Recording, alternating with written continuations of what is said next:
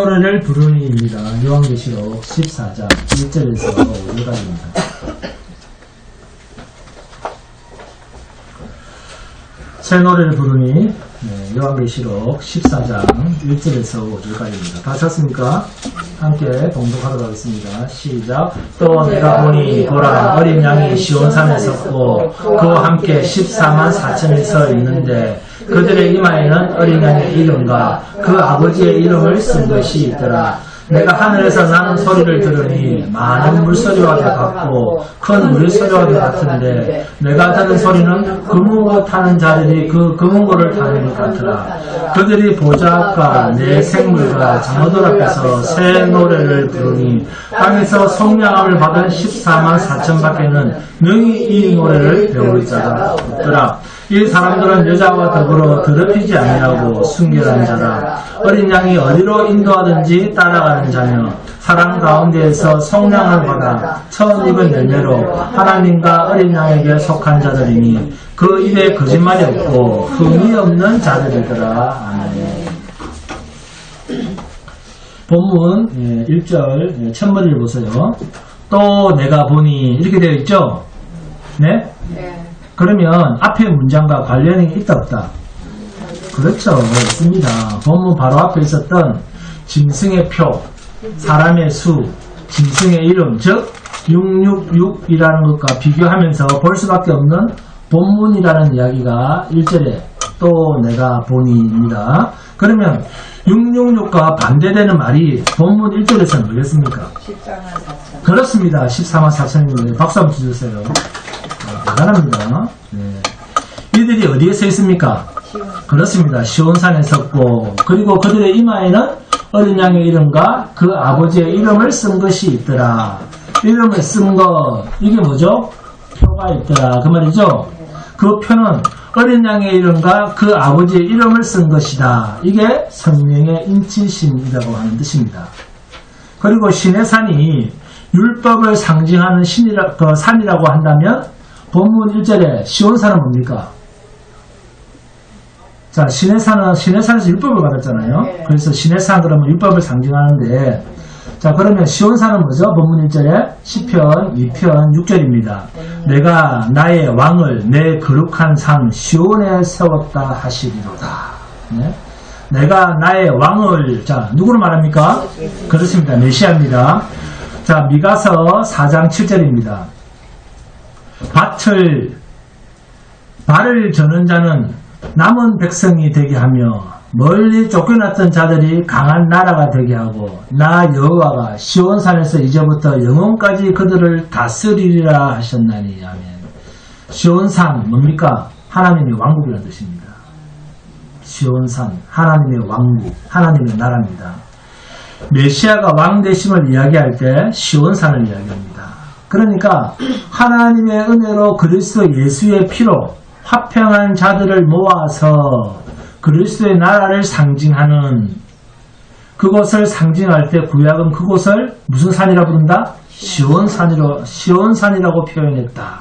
그래서 이사야서 59장 20절을 보시면 여호와의 말씀이니라 구속자가 시온에 임하며 야곱의 자손 가운데서 죄가를 떠나는 자에게 임하리라. 결국 구약에서 시온은 그리스도 예수 안에서 이루어질 하나님의 은혜의 나라입니다.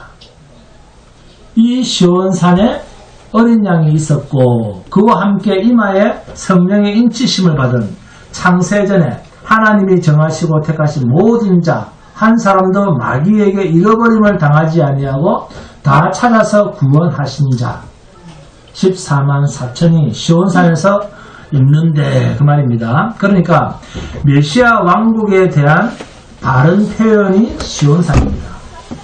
신약에 와서도 이런 말씀들을 쓰고 있습니다. 히브리서 12장 22절에서 24절을 보시면 그러나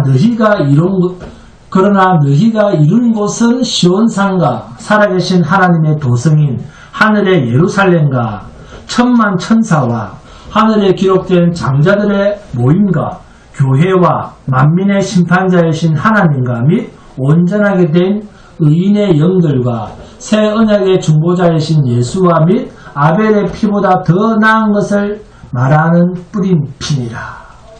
어디가? 시온산입니다. 예? 그러니까 시온산은 하나님의 희생으로 완성된 은혜의 동산이라는 거예요. 은혜의 왕국이라는 것입니다. 그래서 본문 1절에 또 내가 보니 보라 어린 양이 시온산에 섰고 라고 하는 표현은 언약의 성취자로서 어린 양이 승리자로서 시온산에 서 있다는 표현입니다. 그리고 14만 4천이라는 성령의 인치심을 받은 이마에 표가 있는 이 구원받은 14만 4천도 어린 양의 피로 구원함을 입은 자들을 상징하는 의미 있는 수의 표현입니다. 그래서 반대되는 뭡니까? 666으로 표현되는 이 666은 짐승에 의해서 영원한 저주로 갈 수밖에 없는 자들을 상징하는 수표입니다. 그런데 이 14만 4천이 주님의 피로 하나님의 은혜로 구속받은 자들의 상징인데 과연 이들은 어떤 자들인가? 자, 한번 보겠습니다. 본문 3절입니다. 그들이 보좌과 내 생물과 장로들 앞에서 새 노래를 부르니 땅에서 속량함을 받은 14만 4천 밖에는 능히 이 노래를 배울 자가 없더라. 그러니까 주님의 피로 구원받은 자 외에는 이 새 노래를 배울 수 있는 자격자는 없다는 거예요. 새 노래는 반드시 주님의 십자가 보혈의 피의 은혜를 입은 자들만 부를 수 있는 노래라는 것이죠. 이 새 노래는 구원받은 백성만 부를 수가 있는 노래입니다. 어린 양의 이름, 그 아버지의 이름을 쓴 것이 이마에 있는 인침을 받은 구원함을 입은 시온산에 서서 영원한 평강의 자리로 나아갈 자들은 어떤 자들이냐? 자, 본문 4절입니다. 이 사람들은 여자와 더불어 더럽히지 아니하고. 자, 여기서 여자라고 하는 말은 간음, 그런 말이 아닙니다. 뭡니까? 교회입니다. 교회. 자, 교회라고 하는 뜻입니다. 성경에서 여자는 교회입니다. 계시록 12장 5절 6절 함께 봉독합니다. 계시록 12장 5절과 6절. 계시록 12장 5절과 6절입니다. 시작. 여자가 아들을 낳으니 이는 장차 철장으로 만국을 다스릴 남자라. 그 아이를 하나님 앞과 그 보좌 앞으로 올려가더라. 그 여자가 광야로 도망하며 거기서 1260일 동안 그를 양육하기 위하여 하나님께서 예비하신 곳이 있더라. 자, 계시록 12장 14절에서 17절입니다. 시작. 그 여자가 큰 독수리의 두 날개를 받아 광야 자기 곳으로 날아가 거기서 그 뱀의 낯을 피하여 한 때와 두 때와 반 때를 양육받으며 여자의 뒤에서 뱀이 그 입으로 물을 강같이 토하여 여자를 물에 떠내려가게 하려 하되 땅이 여자를 도와 그 입을 벌려 용의 입에서 토한 강물을 삼키니 용이 여자에게 분노하여 돌아가서 그 여자의 남은 자손 곧 하나님의 계명을 지키며 예수의 증거를 가진 자들과 더불어 싸우려고 바다 모래 위에 서 있더라. 이 여자의 남은 자손 하나님의 계명을 지키며 예수의 증거를 가진 자들을 본문 1절에서는 뭐라 부르고 있습니까? 어린 양의 이름과 그 아버지의 이름을 쓴 것이 있는 자들이라고 표현하고 있습니다. 그러니까 이 여자는 철저하게 하나님으로부터 양육받고 있는 그 존재라는 거예요. 그래서 본문 4절과 5절이 이 사람들은 여자와 더불어 더럽히지 아니하고 순결한 자라. 어린 양이 어디로 인도하든지 따라가는 자며 사람 가운데서 속량함을 받아 처음 익은 열매로 하나님과 어린 양에게 속한 자들이니 그 입에 거짓말이 없고 흠이 없는 자들이더라. 자, 이 말에 자신 있으시면 손 한번 들어보세요. 네? 이 말에 자신 있으신 분. 김지수 권사님밖에 없네요. 들었어요. 안 듣습니까? 자, 따라합니다. 자, 따라합니다. 나는 거짓이 없고 흠이 없는 자입니다. 아멘. 성도는 우리는 거짓이 입에 없는 사람입니다. 이것이 성경이 사용하는 성도입니다. 성도. 네, 성도님 했을 때 이것이 성경이 사용하는 성도라고 하는 의미 속에 담겨 있는 하나님이 숨겨놓은 성도의 정체성입니다. 자, 그러면 본문 4절에 어린 양이 어디로 인도하든지 따라가는 자라고 하는 말은 어디로 따라간다는 말이겠습니까? 로마서 8장 16절에서 18절 그리고 26절 또 35절에서 37절입니다. 함께 봉독합니다. 로마서 8장 16절부터 로마서 8장 16절부터 함께 봉독합니다. 시작.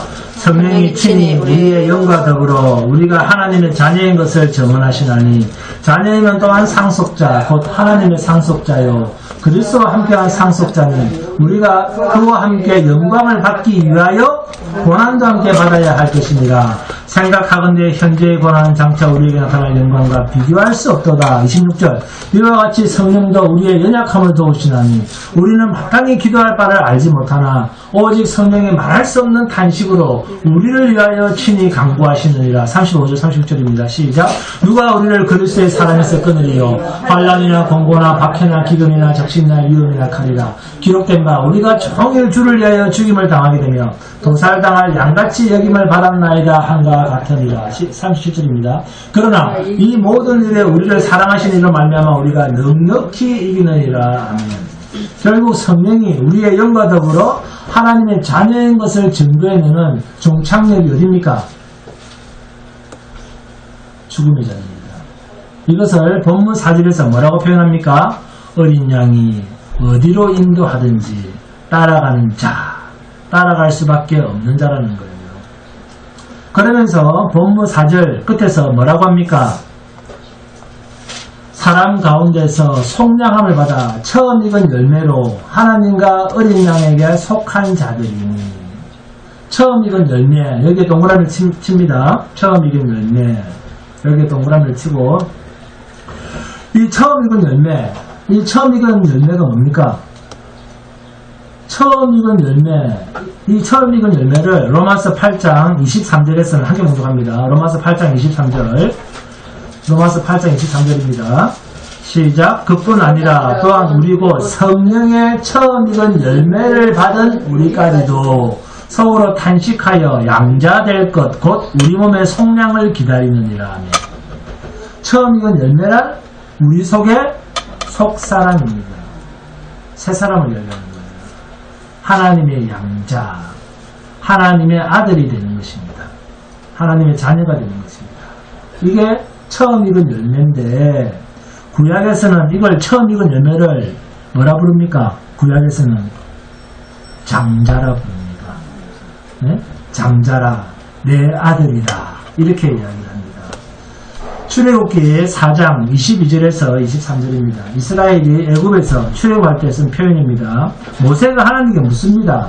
내가 바로 왕한테 가서 여기에 온 목적을 뭐라고 할까요? 너는 바로에게 이르기를 여호와의 말씀에 이스라엘은 내 아들 내 장자라.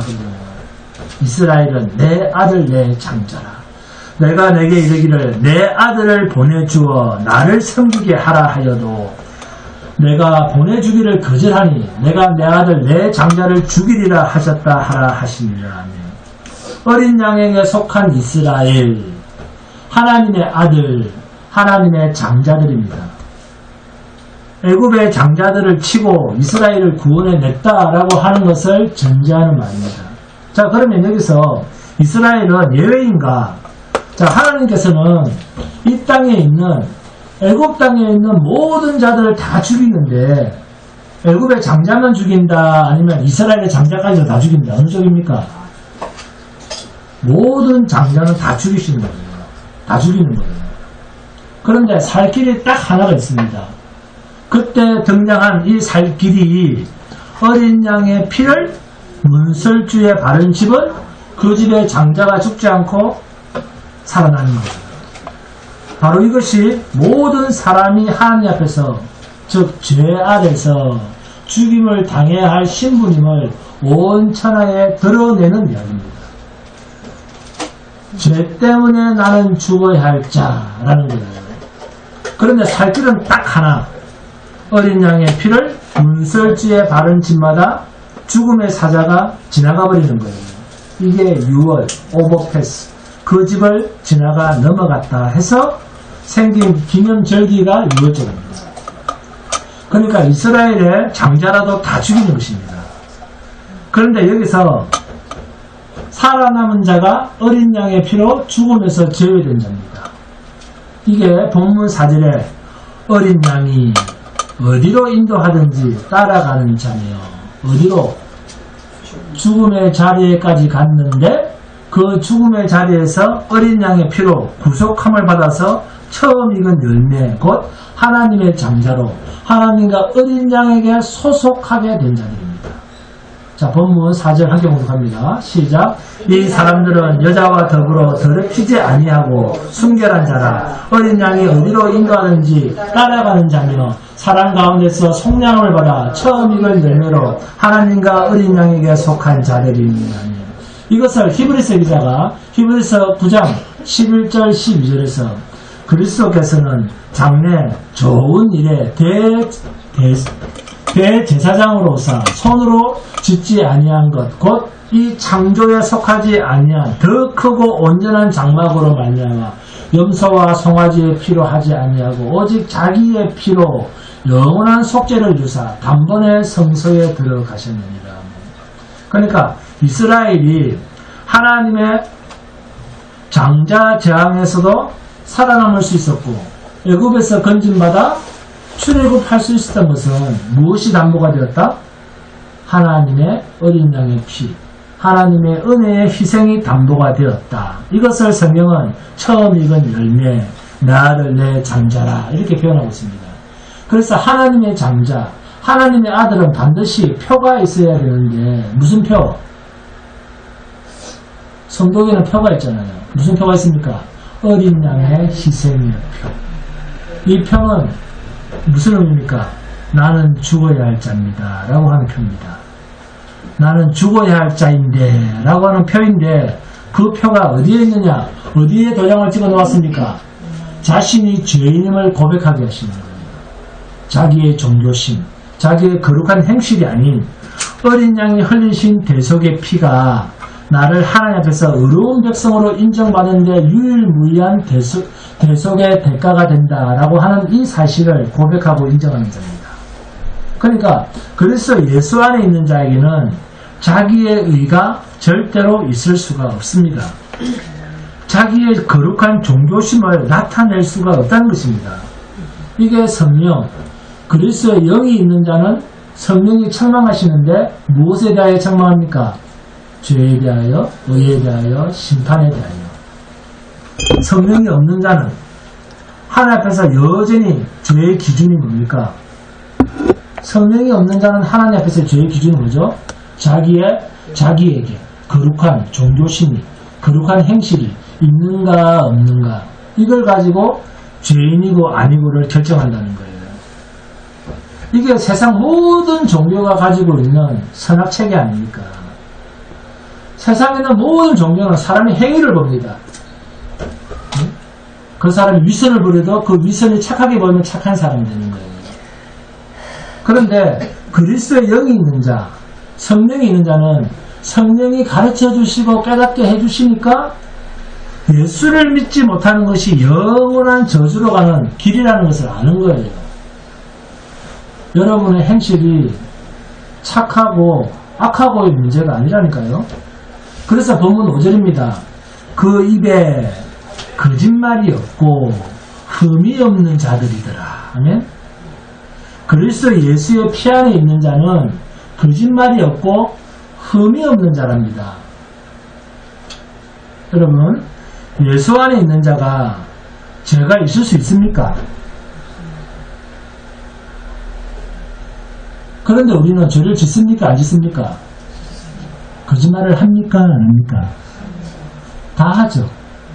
예수 믿어도 다 하죠. 그러면 하나님 앞에서 흠이 있겠습니까? 없겠습니까? 흠이 넘치죠. 있는 게 아니라 흠이 넘치죠. 이 사실을 아는 자가 성도입니다. 자기의 그 어떤 행위로도 하나님 앞에서 죄의 문제를 해결할 수 없는 죄인인 것을 아는 자, 이게 성도입니다. 반대로 세상의 모든 사람들은 하나님께서는 너는 죄인이야 라고 죄인이라고 하는데 오히려 자기들이 착한 행실을 하고 사람들이 알지 못하는, 다른 사람을 알지 못하는 자기만 알고 있는 죄는 하나님이 눈에 안 보이듯이 자기의 나쁜 행위도 하나님께서 모르실 것이라고 생각하는 죄인들입니다. 그러나 성도는 자신이 죄덩어리임을 알고 사는 자입니다. 그래서 뭐라고 합니까? 예수밖에 없습니다. 예수를 믿는 거예요. 나를 믿을 가서는 예수를 왜 믿습니까? 그래서 예수밖에 없다고 고백하며 사는 거예요. 이게 성도 14만 4천의 정체성입니다. 교회와 더불어 자신을 더럽힐 수 없고 순결한 자며 어린 양이 어디로 인도하시든지 따라갈 수밖에 없는 자, 처음 익은 열매로 하나님과 어린 양에게 속해 줄 수밖에 없는 자, 그리고 그 입에 거짓말이 없고 흠이 없는 자들, 이런 자들이 14만 4천입니다. 여러분, 여기서 제시된 조건들 중에 한 가지라도 자기 자신이 내가 마음만 먹으면 하나님이 제시한 이러한 조건을 한 가지 정도 내가 완성할 수 있어, 하나님을 만족시킬 수 있는 인간이 단 한 사람이라도 있겠습니까? 없습니다. 인간의 육신으로 이러한 하나님의 온전한 일을 성취시킬 인간은 없습니다. 어떤 율법 교사가 벌떡 일어나서, 자, 누가복음 10장 25절에서 37절입니다. 어떤 율법 교사가 일어나 예수를 시험하여 이르되, 선생님, 내가 무엇을 하여야 영생을 얻으리까? 예수께서 이르시되, 율법에 무엇이라 기록되었으며 내가 어떻게 읽느냐? 대답하여 이르되, 내 마음을 다하여 목숨을 다하며 힘을 다하며 뜻을 다하여 주 너의 하나님을 사랑하고 또한 내 이웃을 내 자신같이 사랑하라 하였나이다. 예수께서 이르시되, 내 대가리 얻어라, 이를 행하라, 그러면 살리라 하시니, 그 사람이 자기를 옳게 보이려고 예수께 여짜오되, 그러면 내 이웃이 누구니까? 여러분, 모세를 통해서 주신 율법으로 하나님 앞에서 의롭다고 인정받을 수 있는 사람이 있겠습니까? 있겠습니까? 없겠습니까? 한 사람도 없습니다. 성경이 말하는 죄의 문제는 피조물 인간편에서는 해결할 수 없는 문제입니다. 그러니까 내 육신에 죄가 없이 살 수 있는 그러한 상황과 상태를 단 한순간이라도 만들 수 있다고 하면 그 사람은 미혹의 마귀든지 종교인이지 성도는 아닙니다. 그래서 성도는 단 한순간도 쉬지 않고 계속 죄가 생산되어지고 있는 이 육체를 보면서 거룩한 탄식을 하는 것입니다. 자기의 육체를 보면서 탄식을 하는 거예요. 왜? 죄밖에 안 나오니까. 나한테는 미움밖에 안 나오고 거짓말밖에 안 나오고 죄에 관련된 것밖에 안 나오니까. 그래서 자기 육체를 미워하는 거예요. 그래서 예수님이 뭐라고 합니까? 애통하는 자는 복이 있나니 천국이 저희의 것입니다. 할 때 이 애통이 뭡니까? 내게 하나님이 요구하시는 그 거룩이 없음으로 인해서 가슴이 아프고 죽어야 할 자인 것을 알고 애통해하며 자신의 그 육을 저주할 수 있는 자다, 그 말입니다. 자신의 육체를 저주할 수 있는 자. 나는 아니야. 나는 죄덩어리야. 나는 하나님 앞에서 내 이 존재만은 아니야 라고 저주하고 인정할 수 있는 자. 이걸 애통이라고 하는 거예요. 그런데 사람들은 그 반대로 생활이 어려우면 애통하다. 원만 그 어떤 어른을 향하면 애통하다. 돈이 없으면 애통하다. 아프면, 무한이 생기면 그걸 애통으로 생각을 한다는 거예요. 이것이 광명의 천사, 의의 일꾼처럼 다가온 거짓 선지자에 의해서 육신의 몸으로 추구하는 세상 열매, 육입니다. 또 세상의 것으로 육, 그리고 세상 임금 육, 거짓의 열매 666입니다. 이 중 가장 최고의 열매, 거짓의 열매가 뭡니까? 종교심입니다. 내가 지극정성을 드리면 하나님이 감동하시겠지. 본문 5절입니다. 그 입에 거짓말이 없고 흠이 없는 자들이더라. 여기에 줄을 긋고 요한 1서 3장 5절에서 9절 이렇게 적어놓으시기 바랍니다. 본문 5절에 줄을 긋고 요한 1서 3장 5절에서 9절 이렇게 적습니다. 자, 그러면 요한 1서 3장 5절에서 9절 함께 공독합니다. 요한 1서 3장 5절에서 9절입니다.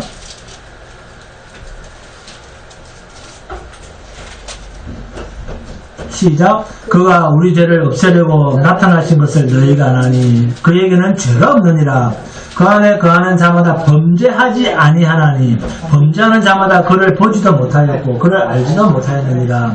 자녀들아, 아무도 너희를 미혹하지 못하게 하라. 의를 행하는 자는 그의 의로우신 것 같이 의롭고 죄를 짓는 자는 마귀에게 속하나니 마귀는 처음부터 범죄함이라. 하나님의 아들이 나타나신 것은 마귀의 일을 멸하려 하심이라.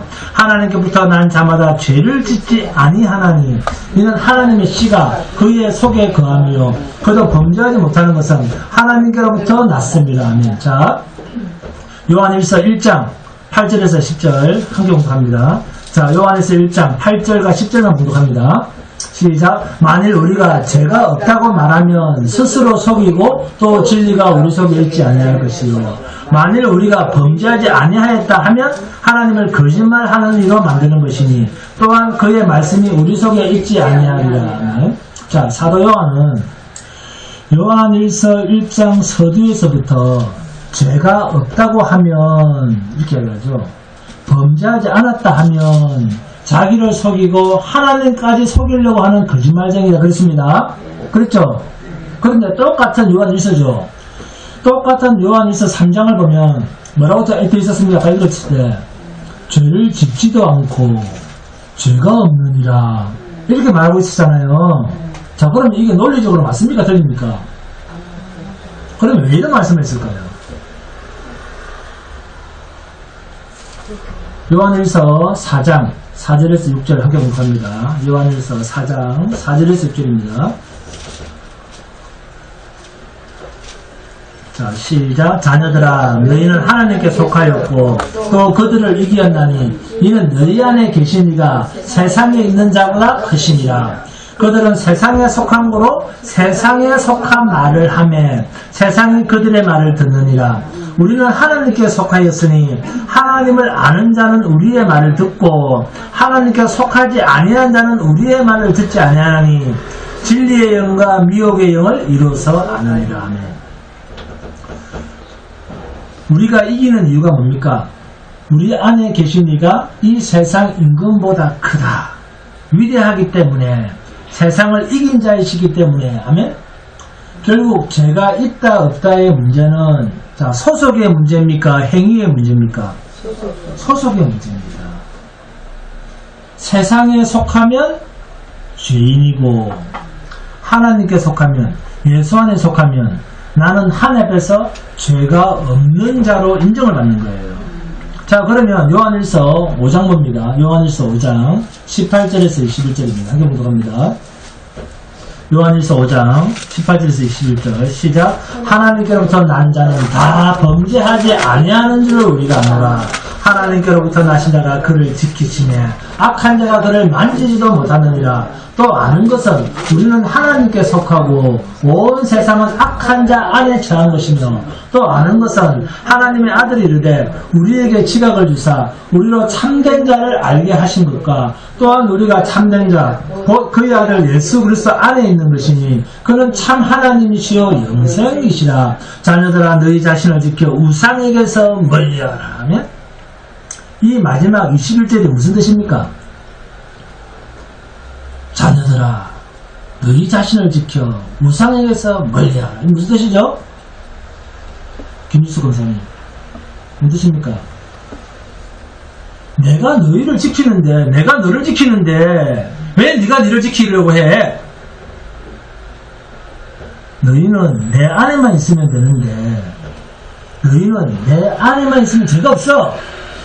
내가 너희를 다 거룩하게 했는데 왜 네가 니를 거룩하게 하려고 하는데 이게 뭔 뜻이라고요? 우상에게서 멀리하라. 자, 우상 밑에 줄을 긋고 뭐라고 쓰면 좋겠습니까? 가장 비슷한 그리스도, 가장 비슷한 하나님, 이렇게 적어 놓습니다. 그리고 자녀들아, 여기에 줄을 긋고 뭐라 적으면 좋겠습니까? 자녀들아, 내게 소속된 자들아, 그 말이죠. 네? 내게 소속된 자들아, 이렇게 적습니다. 그래서 본문 3절입니다. 본문 3절 봅니다. 그들이 보좌과 내 생물과 장로들 앞에서 새 노래를 부르니 땅에서 속량을 받은 14만 4천 밖에는 능히 이 노래를 배울 자가 없더라. 아멘. 자, 여기서 새 노래라고 하는 말이 나오죠.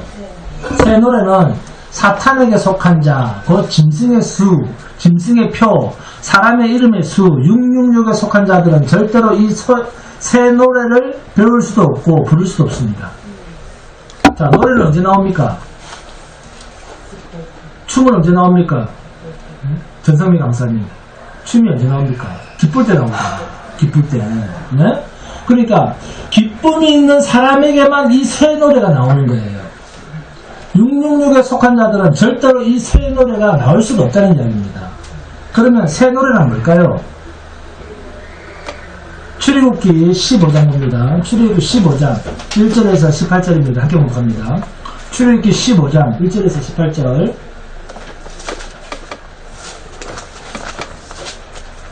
출애굽기 15장 1절에서 18절입니다. 시작. 이때 모세와 이스라엘 자손이 이 노래로 여호와께 노래하며 일렀으되 내가 여호와를 찬송하리니 그는 높고 영화로우시니요 맑아 그 탄자를 바다에 던지셨으니로다. 여호와는 나의 힘이요 노래시며 나의 구원이시로다. 그는 나의 하나님이시니 내가 그를 찬송할 것이요 내 아버지의 하나님이시니 내가 그를 높이리로다. 여호와는 용사시니 여호와는 그의 이름이시로다. 그가 바로의 병거와 그의 군대를 바다에 던지시니 최고의 지휘관의 홍해에 잠겼고 깊은 물이 그들을 덮으니 그들이 돌처럼 깊음 속에 가라앉았도다. 여호와여 주의 오른손이 권능으로 영광을 나타내시나이다. 여호와의 주의 오른손이 원수를 부수시니이다. 주께서 주의 큰 위엄으로 주를 거스린 자를 엎으시니이다. 주께서 진노를 바라시니 그 진노가 그들을 지푸라기같이 사르나이다. 주의 콧김이 물에 쌓이되 파도가 언덕같이 일어서 큰 물이 바다 가운데 엉깁니다. 원수가 말하기를 내가 쫓아서 따라잡아 탈취물을 나누리라. 내가 그들로 말미암아 내 욕망을 채우리라. 내가 내 칼을 베리니 내 손이 그들을 멸하리라 하였으나 주께서 바람을 일으키시며 바다가 그들을 덮으니 그들이 거센 물에 낫같이 잠겼나이다. 여호와여 신중에 주와 같은 자가 누구니까? 주와 같이 거룩함으로 영광스러우며 찬송할 만한 위엄이 있으며 기이한 일을 행하는 자가 누구니까? 주께서 오른손을 드신 적 땅에 그들을 삼켰나이다. 주의 인자하심으로 주께서 구속하신 백성을 인도하시되 주의 힘으로 그들을 주의 거룩한 처소에 들어가게 하시나이다. 여러 나라가 듣고 떨며 블레셋 주민이 두려움에 잡히며 에돔 두령들이 놀라고 모압 영웅이 떨림에 잡히며 가나안 주민이 다 낙담하나이다. 놀람과 두려움이 그들에게 임하며 주의 팔이 크므로 그들이 돌같이 침묵하여 싸우니 여호와여 주의 백성이 통과하기까지 곧 주께서 사신 백성이 통과하기까지 하였나이다. 주께서 백성을 인도하사 그들을 주의 기업의 산에 심으시리이다. 여호와여 이는 주의 처소를 삼으시려고 예비하신 것이라. 주여 이것이 주의 손으로 세우신 성소로소이다. 여호와께서 영원토록 영원무궁하도록 다스리시도록 하였더라. 아멘. 장자의 죽음에서 살아남았고 시퍼런 홍해도 육지처럼 건너게 해주고 광야로 들어와서는 모세와 이스라엘 백성들이 하나님의 그 구원을 기뻐하며 노래하고 있지 않습니까? 구원의 기쁨, 이 구원의 기쁨을 노래하고 있는 거예요. 이 구원의 기쁨이 있는 자라야 새 노래를 부를 수 있다는 것입니다. 여러분처럼 결국 찬양이란 뭡니까? 우리 찬양을 하잖아요. 찬송을 하잖아요. 여호와 하나님의 구원, 그리스도 예수의 희생의 피를 알고 그것 때문에 영원한 저주에서 살아난 새 생명이 있는 자라야 저절로 나오는 찬양, 하나님이 받으시는 새 노래, 찬양이라는 것입니다. 이게 찬양이에요. 그래서 고린도전서 16장 22절에 만일 누구든지 주를 사랑하지 아니하면 저주를 받을지어다. 우리 주여 오시옵소서. 그런데 우리가 주를 사랑할 수 있습니까? 전성비 강사님, 주님 사랑하십니까? 로마서 6장 1절에서 11절 말씀처럼 그중 11절입니다. 이와 같이 너희도 너희 자신을 죄에 대하여는 죽은 자요 그리스도 예수 안에서 하나님께 대하여는 살아있는 자로 여길지어다. 어떻게 더럽혀지지 않고 어떻게 순결하고 어떻게 죄가 없고 흠이 없이 예수를 따라가게 되어 있습니까? 하나님과 어린 양에게 속한 것으로. 소속입니다. 이게 연합이에요. 연합. 이 몸은 그리스도와 함께 연합되어 죽고 다시 살아나신 부활의 몸, 그것으로 주님이 내 속에 새 생명으로 그리스도의 영으로 새 생명을 지으심으로 죄 없고 흠 없는 영광스러운 그리스도와 연합된 것으로 이제는 의의 사람으로 주님과 함께 어디든지 따라가는 사람으로 더럽혀짐이 없고 순결이 있는 자로 여김을 받는, 그래서 처음 익은 열매로 하나님과 어린 양의 무엇이 된다? 속한 자, 연합한 자가 된다. 그래서 성경은 예수 안에 있나 예수 바깥에 있나 소속의 문제라는 거예요. 그것도 내가 내 마음대로 선택할 수가 없습니다. 자, 본문 4절입니다. 본문 4절에 어린 양이 어디로 인도하든지 따라가는 자며, 자, 이사야서 53장 함께 봉독합니다. 이사야서 53장 6절입니다.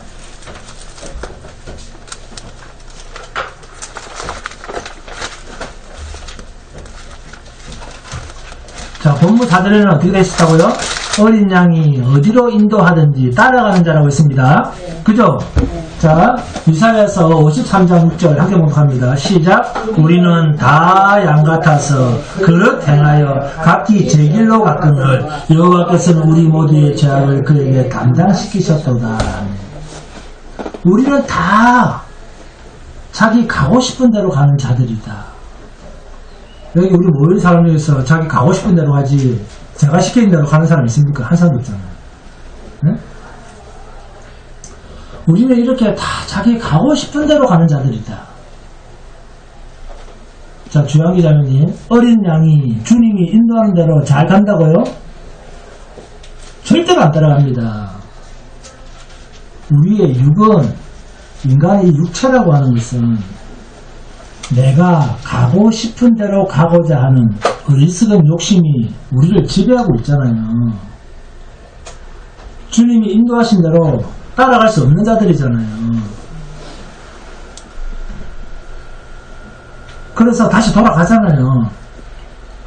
진리가 기준이 아니라 봉교라고 하는 종교적 사고방식을 주장하면서 그렇게 각기 제 길로 망하는 길로 가는 자들인데, 그 죄를 누구에게 다 뒤집어 씌웠다? 예수 그리스도에게 다 뒤집어 씌우시고 우리 안에 하나님이 새 생명을 심으셨는데, 이 새 생명은 하나님 당신이 끌고 가시는 거예요. 우리 마음대로 가는데 우리 안에 새 생명은 하나님이 끌고 가시는 거예요. 이것을 로마서 6장 11절에서 이와 같이 너희도 너희 자신을 죄에 대하여는 죽은 자요 그리스도 예수 안에서 하나님께 대하여는 살아있는 자로 여길지어다. 그리스도와 연합, 교회입니다. 그래서 본문은 4절 첫머리가 여자와 더불어 그리스도와 교회, 이 관계를 이야기합니다. 본문 5절입니다. 그 입에 거짓말이 없고 흠이 없는 자들이더라. 그리스도와 연합된 자는 자신의 옛 사람의 몸에 종교적 행위를 담아서 사람들 앞에서 거룩한 척 할 수 없는 자들입니다. 이렇게 소속의 문제인 것을 확실하게 드러내는 이유가 제시록 21장 8절입니다. 그러나 두려워하는 자들과 믿지 않은 자들과 흉악한 자들과 살인자들과 음행하는 자들과 점술가들과 우상숭배자들과 거짓말하는 모든 자들은 불과 유황으로 타는 못에 던져지리니 이것이 둘째 사망이라. 자, 거짓말이 뭡니까? 거짓의 알이 마귀에게 속해서 말과 행동을 하는 사람. 봉교회, 종교신과 세상적 기준으로 교회를 보는 사람. 예수 믿어봐라, 잘 산다. 이 말이 진짜라면 여러분이 앉을 자리가 있다 없다? 절에 다니는 사람 꽉 차서 여러분 못 들어옵니다. 교회로는. 이 말이 맞으면. 예수 믿어봐라. 잘 산다. 내가 얼마나 이 교회를 오래 다녔는데. 하나님께 충성해봐라. 상급 있다. 자, 누가 시키는 말입니까? 거짓의 아비. 광명한 천사처럼, 의의 일꾼처럼, 꼬드기는 마귀에게 속해서 종교놀이에 완전히 빠져서 헤어나지 못하는 자들의 입에서 나오는 말들입니다. 계시록 21장 27절입니다. 계시록 21장 27절. 무엇이든지 속된 것이나 가정한 일 또는 거짓말하는 자는 결코 그리로 들어가지 못하되 오직 어린 양의 생명책에 기록된 자들만 들어가리라 하며, 거짓말하는 자들은 새 예루살렘에 못 들어간답니다. 이것은 바로 마귀에게 속한 자라고 하는 말을 거짓말이라고 하는 말로 바꾸어서 뭐로 바꿨습니까? 윤리도덕으로 바꾸었어. 윤리도덕적인 행실로 가라고 속이는 말과 진리에 속한 자와 분별하기 위해서 거짓말이라고 하는 말로 주님이 쓰고 있습니다. 계시록 22장 15절입니다. 개들과 점술가들과 음행하는 자들과 살인자들과 우상숭배자들과 또 및 거짓말을 좋아하는 자며 지어내는 자는 다 선 밖에 있으리라 하며, 영원한 천국에 들어가지 못할 자들을 우상숭배자들, 거짓말을 좋아하는 자들이라고 하는 표현을 썼습니다. 이 말은 단순히 입으로 거짓말을 잘한다, 그 수준을 넘어서 마귀에게 속한 자라는 뜻이에요. 그냥 한꺼번에 줄을 긋고 마귀에게 속한 자 이렇게 쓰면 됩니다. 그래서 본문 5절에 그 입에 거짓말이 없고 흠이 없는 자들이라고 하는 말은 행위에서 나타나는 거짓말이 아닌 처음부터 거짓의 압인 마귀에게 속한 자들이 아니라고 하는 계시적 말씀입니다. 우리 새 생명을 두고 하는 이야기예요. 그래서 요한복음 8장 44절에 뭐라고 합니까? 주님이 바리새인들한테 너희는 너희 아비 마귀에서 났으니 너희 아비의 욕심대로 너희도 행하고자 하느니라. 그는 처음부터 살인한 자요, 진리가 그 속에 없으므로 진리에 서지 못하고 거짓말을 할 때마다 제 것으로 말하나니 이는 그가 거짓말쟁이요 거짓의 아비가 되었습니다. 네? 율법주의자들의 삶을 두고 거짓말이다 이런 표현을 쓰고 있어요. 그 삶 전체가 거짓이라는 거예요. 그런데 사람들 눈에는 어떻게 보인다? 거룩한 장로님, 거룩한 목사님 이렇게 보인다는 거예요. 껍데기를 보니까. 껍데기를 보면 양 목사가 거룩하게 보입니까? 저 큰 교회 목사가 거룩하게 보이겠습니까? 네? 그런데 큰 교회 목사가 거룩하게 본다는 거예요. 양 목사는 날라리 목사로 본다는 거예요. 사람은 다 껍데기로 본다는 거예요. 네?